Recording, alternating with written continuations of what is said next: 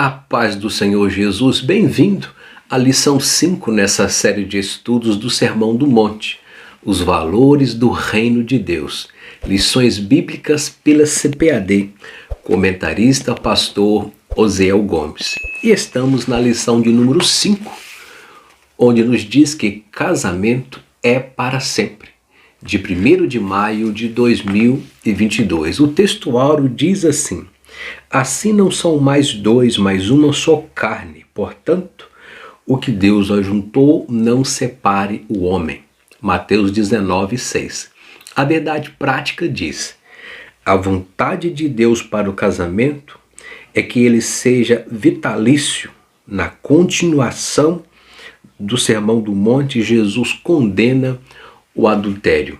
A leitura bíblica em classe que fundamenta essa lição está em Mateus 5, 27 ao 32, que nos diz: ouvistes que foi dito aos antigos, não cometerás adultério. Eu, porém, vos digo que qualquer que atentar numa mulher para cobiçar, já em seu coração cometeu adultério com ela.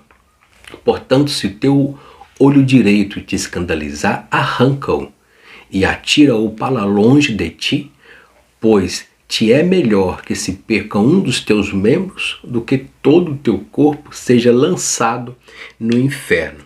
Verso 30 diz: e se a tua mão direita te escandalizar, corta-a e atira-a para longe de ti, porque te é melhor que um dos teus membros se perca do que todo o teu corpo seja lançado no inferno.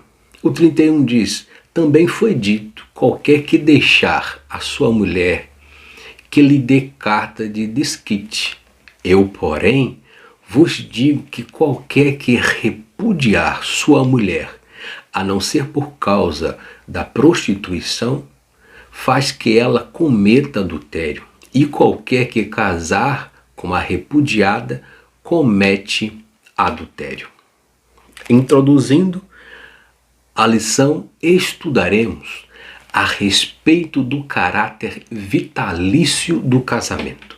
Veremos que a Bíblia afirma a indissolubilidade do casamento e condena não só o adultério no seu ato final, mas a cobiça e pensamentos repletos de lascívia.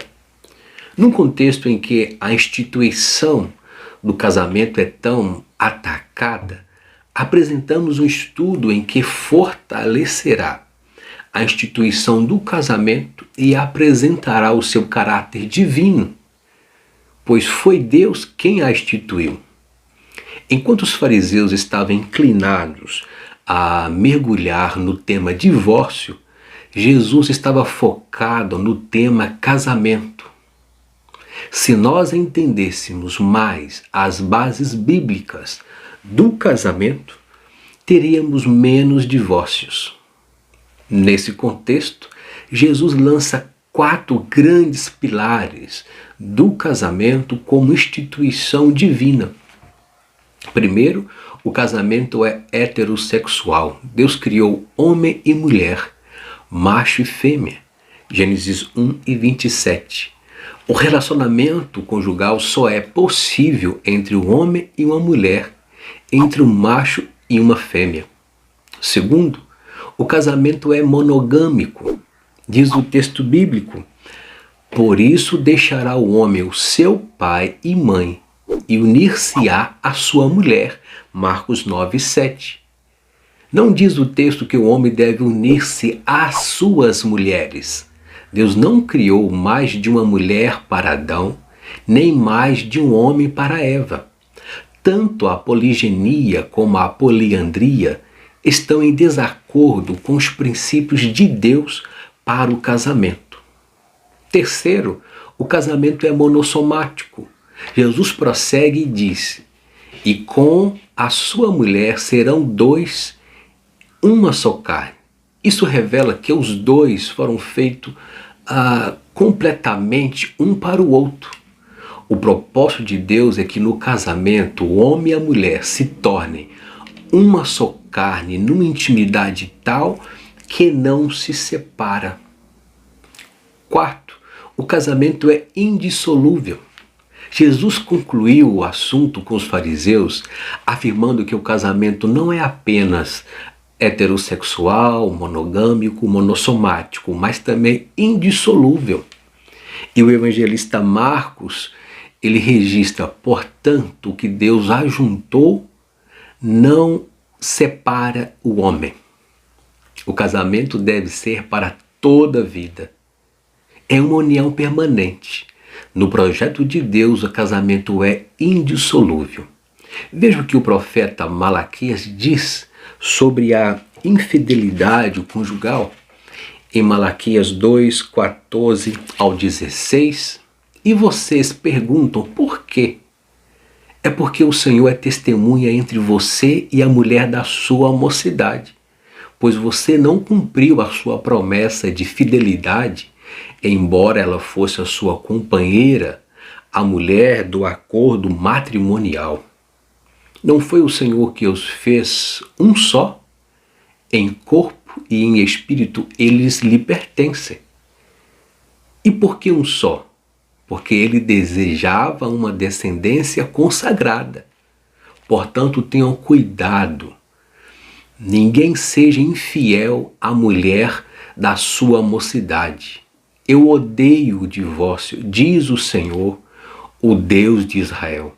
E também odeio o homem que se cobre de violência como se cobre de roupas, e assim diz o Senhor dos Exércitos. Por isso, tenham bom senso, não sejam infiéis. Aleluia.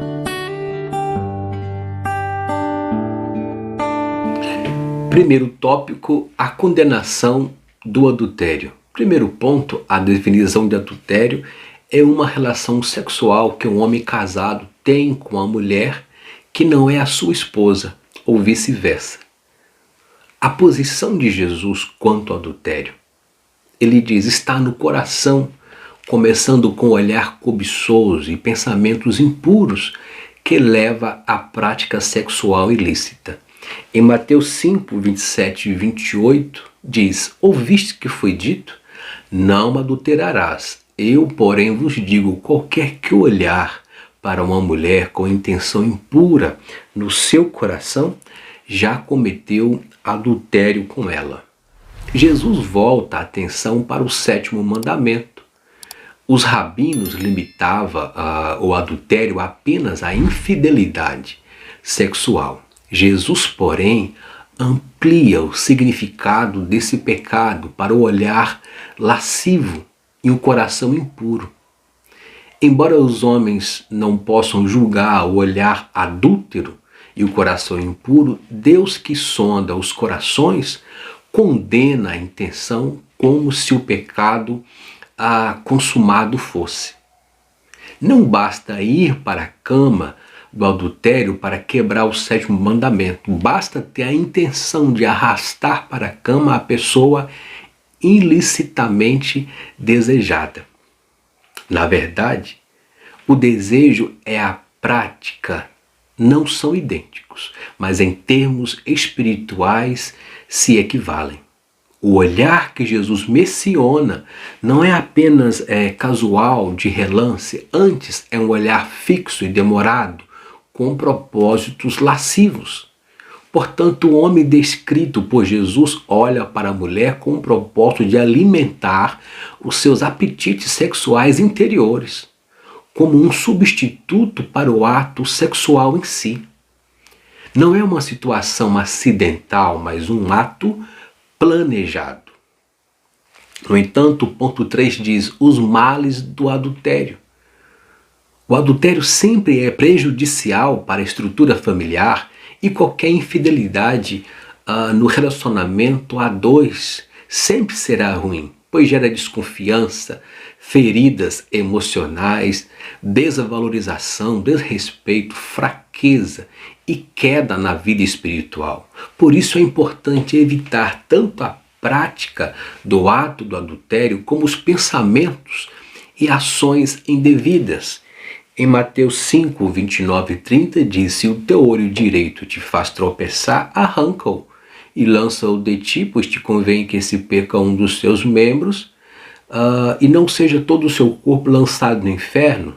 Da mesma forma, a tua mão direita, se tropeçar, corta e lança de ti, pois te convém que se perca um dos teus membros e não vá todo o teu corpo para o inferno. Como lidar com os pecados da impureza? Jesus adota um tratamento radical e não gradual. É claro que ele não defende a amputação de um membro, de um olho ou de mão, mas a amputação moral. Jesus não está ordenando a mutilação do corpo, mas o controle do corpo para que não se renda ao pecado.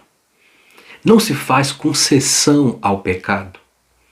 Na mesma linha de pensamento, podemos dizer que Jesus não está ensinando uma doutrina masoquista de automutilação com objetivos espirituais. Tampouco está sugerindo que o caminho para resolver problemas dos maus desejos é fazer uma cirurgia física radical. Não. Em Gênesis 39, 6 a 20, José do Egito estava vivendo na casa de Potifar, oficial de Faraó, e a Bíblia diz que José era formoso de porte e de aparência. A mulher de Potifar tentava seduzi-lo diariamente. E a Bíblia relata que ela dizia: deita-te comigo, no verso 7. Aqui uma mulher seduzindo um homem, José recusou de imediato, mesmo com a insistência diária, falando ela a José todos os dias e não lhe dando ouvidos. Verso 10. Qual foi a resposta de José? Eis o segredo dele para resistir tamanha tentação. Ele diz: cometeria eu tamanha maldade, pecaria contra o meu Deus? Isso revela o compromisso dele. Era em primeiro lugar com Deus, depois com ele mesmo e depois com seu senhor Potifar. Se alterarmos a ordem desse compromisso, ou seja, José poderia ter caído na tentação. Como José reagiu? Ele fugiu da tentação. Fugir. A vitória nessa área não é resistir ou brincar, mas fugir. Aquele que está sendo tentado nessa área sexual deve deixar de olhar, ligar, cancelar, bloquear. Com certeza, um problema radical exige uma solução radical. Fugir, clamar pela conversão, libertação de um pleno homem nascido de novo, gerado pela palavra. Glória a Deus. Está gostando? Se inscreva nesse canal, deixe o seu like, comente e compartilhe. Vamos para o próximo tópico.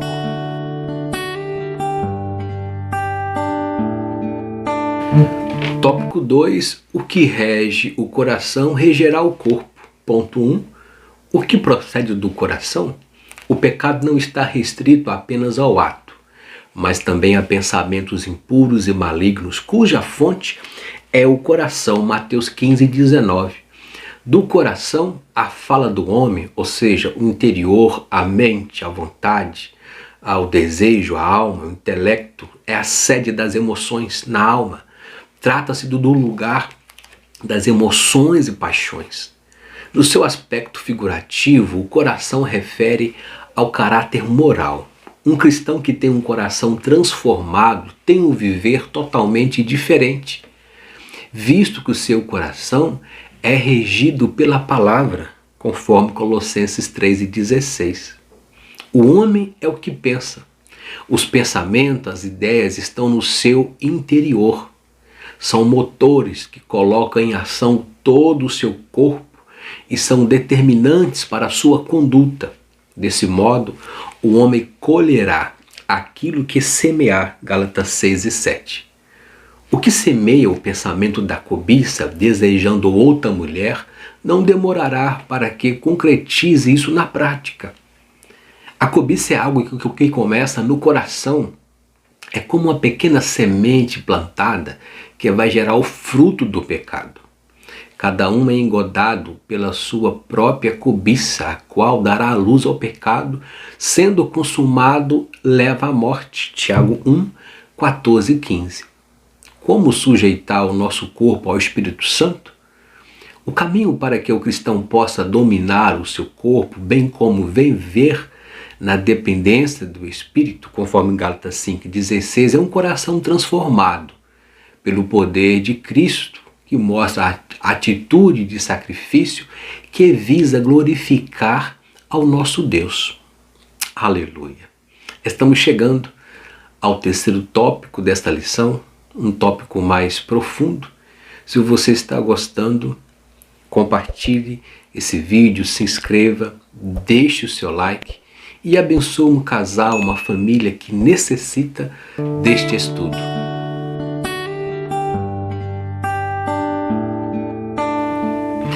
Tópico 3. A indissolubilidade do casamento.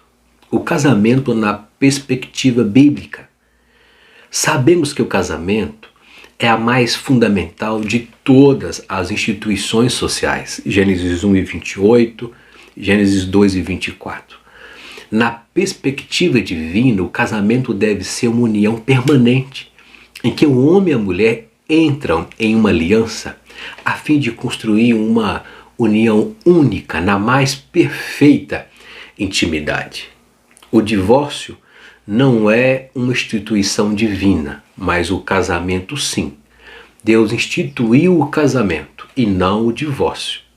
O casamento é uma expressa vontade de Deus, não o divórcio.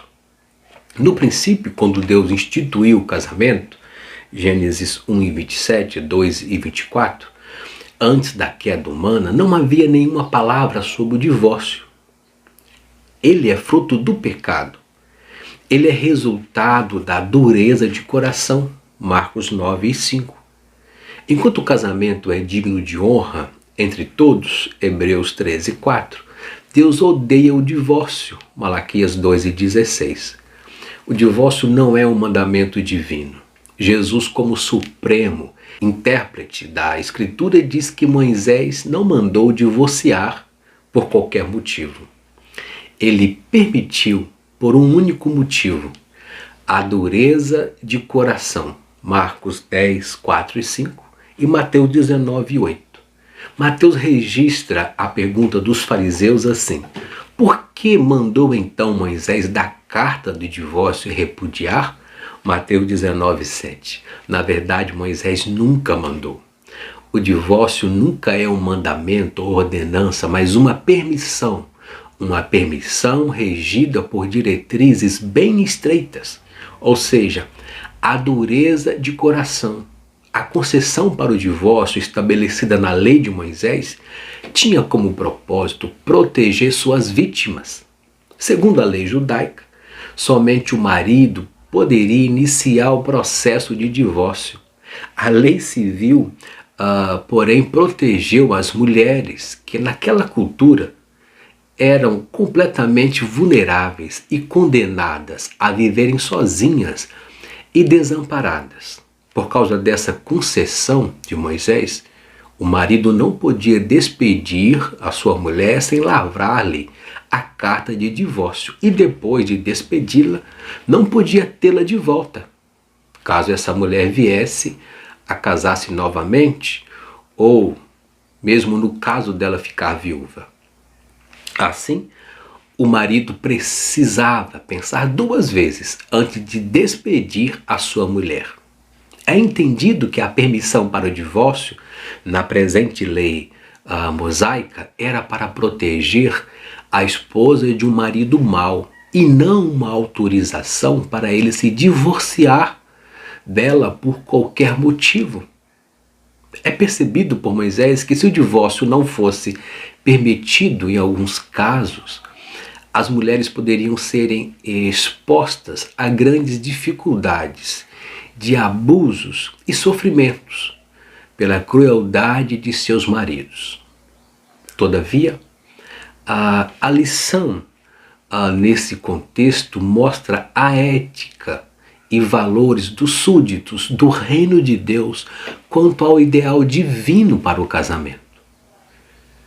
No mais, em casos específicos, cabe as permissões toleráveis para o divórcio, conforme Mateus 19:9 e 1 Coríntios 7:15. Mas o que fazer para que o casamento dure para sempre? O casamento deve ser construído com base no respeito, na amizade, no bom tratamento, no carinho, na dignidade, entre outros, desde o início do namoro, casamento, o noivado, na vontade de Deus. Como bem diz o apóstolo Pedro, em 1 Pedro 3:7, marido, vós iguais viveis em comum acordo, lar e discernimento, tendo em consideração com a vossa mulher como parte mais frágil, tratai-a com dignidade, porque sois juntamente herdeiros da mesma graça da vida, para que não se interrompa as vossas orações. Veja que o bom e saudável relacionamento conjugal favorece o acesso das nossas orações ao Criador. Glória a Deus. Logo, se tudo isso estiver presente no casamento, ele será para sempre, aqui nessa vida terrena. Na vida a dois existem obrigações distintas e específicas a serem cumpridas. Vejamos, primeira carta de Paulo aos Coríntios, no capítulo 7, 3-5.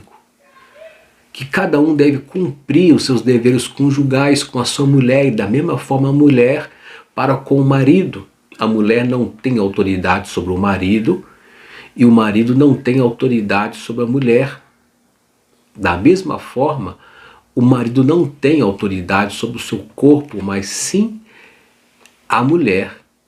Não se recusem um ao outro, exceto por consentimento mútuo, por um certo tempo para dedicarem à oração. Depois unam-se de novo para que Satanás não os tente, por não terem domínio próprio. A união sexual é um outro fator preponderante que deve ser levado em consideração no casamento. Ele deve ser desfrutado pelo homem e pela mulher casados em uma intimidade profunda, prazerosa e abençoadora. O verbo coabitar fala da relação sexual dentro do casamento. Gênesis 4:25, tratada pela Bíblia como algo digno. Hebreus 13:4, digno de honra.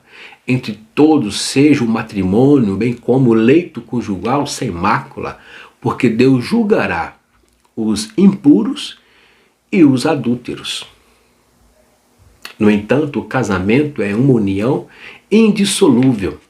E nessa discussão de Jesus com os líderes religiosos, ele destacou os ideais divinos sobre o casamento, isto é, como Deus havia projetado, a fim de que fosse para sempre.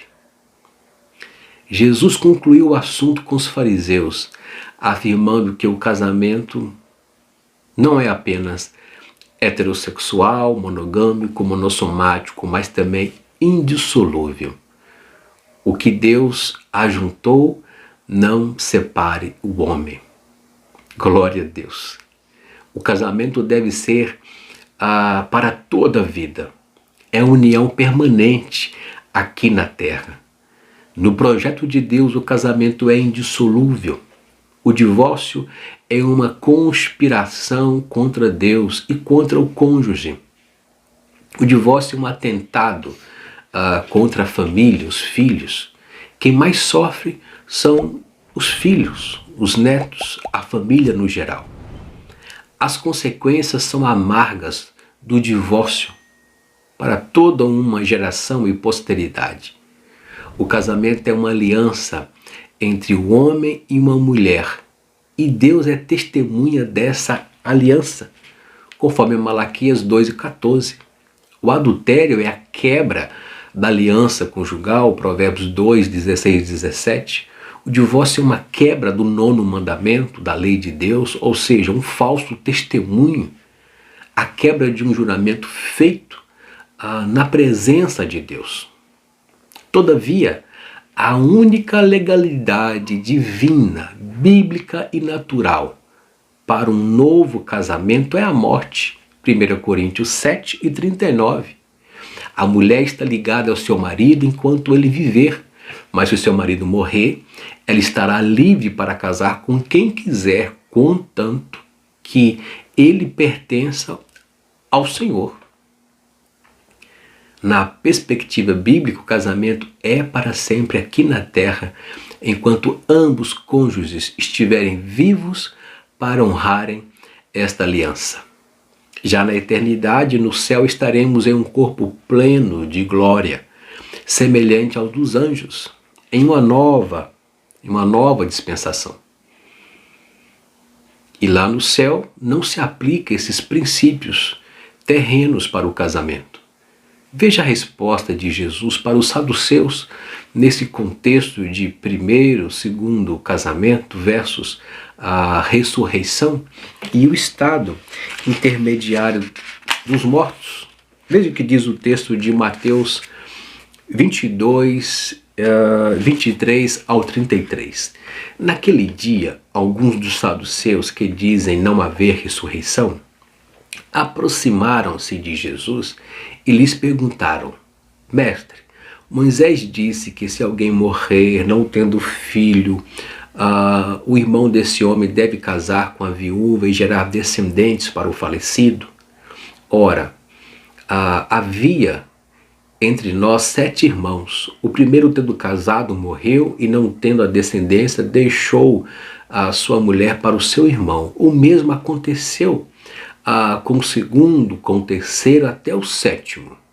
Por fim, depois de todos, morreu também a mulher. Portanto, na ressurreição, qual dos 7 ela será esposa? Porque todos casaram com ela. Jesus respondeu: o erro de vocês está no fato de não conhecerem as Escrituras e nem o poder de Deus, porque na ressurreição não se casam, não se dão em casamento, mas são como os anjos dos céus. Quanto à ressurreição dos mortos, vocês nunca leram que Deus disse a vocês: eu sou o Deus de Abraão, de Isaac e de Jacó? Ele não é Deus dos mortos, e sim Deus dos vivos. Está em Mateus 22, 23 ao 32. Percebe-se que o casamento é para sempre, aqui na terra. Entretanto, vamos às 2 permissões para o divórcio. O divórcio só é tolerado e permitido nos casos de adultério e abandono do incrédulo, daquele que não é crente. Mateus 19:9 e 1 Coríntios 7:15. Em Mateus 19:9 fala do adultério, relações sexuais ilícitas fora do casamento, traição, quebra de aliança, ou seja, adultério por parte de alguns dos cônjuges, em que não houve a possibilidade da reconciliação. Já em 1 Coríntios 7:15, o abandono irremediável por parte do cônjuge não cristão. Vamos ao texto de 1 Coríntios 7, 12 ao 15, que diz: aos outros digo eu, Paulo, não o Senhor. Se algum irmão estiver casado com a mulher não crente, e essa concorda em morar com ele, não se divorcie dela. E se uma mulher estiver casada com um homem não crente, e este concorda em viver com ela, que ela não se divorcie do marido. Porque o marido não crente é santificado no convívio da esposa. E a esposa não crente é santificado no convívio do marido crente. Se não fosse assim, os filhos de vocês seriam impuros, porém agora são santos. Verso 15. Mas se o não crente quiser se separar, que se separe. Em tais casos não fique sujeito à servidão, nem o irmão, nem a irmã. Deus chamou vocês para viver em paz. E em 1 Coríntios 7, Paulo diz que se um incrédulo consente em conviver com um cristão, esse, por sua vez, não deve se separar do incrédulo. Porém, se o incrédulo não consente em conviver com o crente e se quiser separar, aí sim que se aparte. Mas Paulo diz que não deve ser o crente que se separe do incrédulo. Ele falou sobre o incrédulo que se separa do crente. Nesses casos, o crente abandonado pode sim casar novamente. Paulo diz que a mulher viúva está livre para casar com quem quiser, 1 Coríntios 7,39. E também diz que se alguém se converte e o incrédulo decide deixá-lo, especificamente por causa da sua fé, Paulo diz: em tais casos, nem uma irmã e nem um irmão deve estar sujeito à servidão. 1 Coríntios 7:15. Ou seja, não deve viver como escravo dos votos matrimoniais, mesmo tendo sido abandonado pelo incrédulo, o que abre um precedente para um possível novo casamento. Entretanto, é importante lembrar que se o descrente consente em viver com o crente, esse não deve deixar o incrédulo, muito menos criar um inferno, situação na vida dele, para que finalmente o incrédulo vá embora e o cristão possa finalmente casar com outra pessoa. Mas você deve investir no seu marido, na salvação desse cônjuge.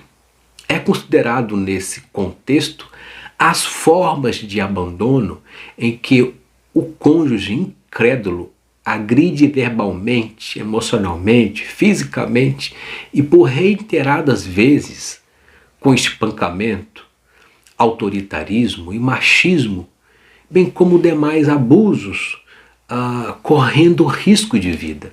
Essa ação incorre em crimes contra a vida e honra e não condiz com os princípios sagrados para o matrimônio, bem como as nossas leis vigentes. E Paulo pontua em 1 Coríntios 7,15 a impossibilidade e risco de se submeter a este tipo de servidão, escravidão, pois não existe verdade, transparência, fidelidade, muito menos arrependimento e libertação. Contudo, propriamente dito, é uma escravidão sob duras penas emocionais, traumas e reiteradas cicatrizes. Por isso este assunto é muito delicado. Não se pode constranger ou julgar ninguém que tenha tomado tal decisão por motivo de força maior, dentro das permissões toleráveis e respeitando a especificidade de cada caso. Entretanto, vamos a uma provocação acentuada, embora que o texto de 1 Coríntios 7, 12 a 15 se refira a incrédulos que abandonam o lar. Paulo diz em 1 Timóteo 5,8 que se um crente cristão, obreiro, pastor não tem o cuidado dos seus, especialmente os da própria casa, esposa e filhos, tem negado a fé e é pior do que o descrente, o infiel. Este dito crente obreiro que abandonou a fé, seu casamento e sua família é um falsário, mercenário, lobo no meio das ovelhas, adúltero, que não honra a Deus, não honra a sua esposa, filhos, não honra a sua igreja e muito menos a sua convenção. Por conveniências jurídicas, financeiras, trabalhistas, medidas paliativas são acordadas pelo sistema para evitar exposições e escândalos, e muitos destes não se arrependem e não se libertam das suas práticas pecaminosas. Estes são piores que um descrente. Ora, isso quer dizer que se um cristão, obreiro ou líder que abandona o seu lar permanece na prática do adultério, desprezando moralmente a sua esposa, a sua família, com pecados escondidos e desejo de uma esposa mais nova, ele se assemelha, repito, ele se assemelha ao incrédulo que se aparte, deixando assim um cristão, o irmão ou a irmã, abandonado na mesma situação e com o mesmo direito daquele irmão mencionado por Paulo em 1 Coríntios 7:15. Então, cristão, obreiro, líder, pastor, confesse e deixe a prática pecaminosa, se arrependa, clame pela libertação para alcançar misericórdia, o perdão, e conforme 1 Timóteo 5,18, não seja pior do que o descrente. Cuida dos seus, da sua casa, do seu casamento, do seu lar, e não negue os princípios cristãos da sua fé. Por fim, o divórcio tem acontecido em muitas casas hoje, principalmente no meio dos cristãos. É muito importante que o casal, antes de se separar, procure aconselhamentos pastorais, psicólogos cristãos, façam terapias e que assim consigam tomar a melhor decisão para um viver pleno, de acordo com a vontade e com a palavra de Deus para ambos. Mas que Deus os guarde e dê paz, saúde e graça no coração de todos. E que Deus abençoe a família, abençoe o casamento.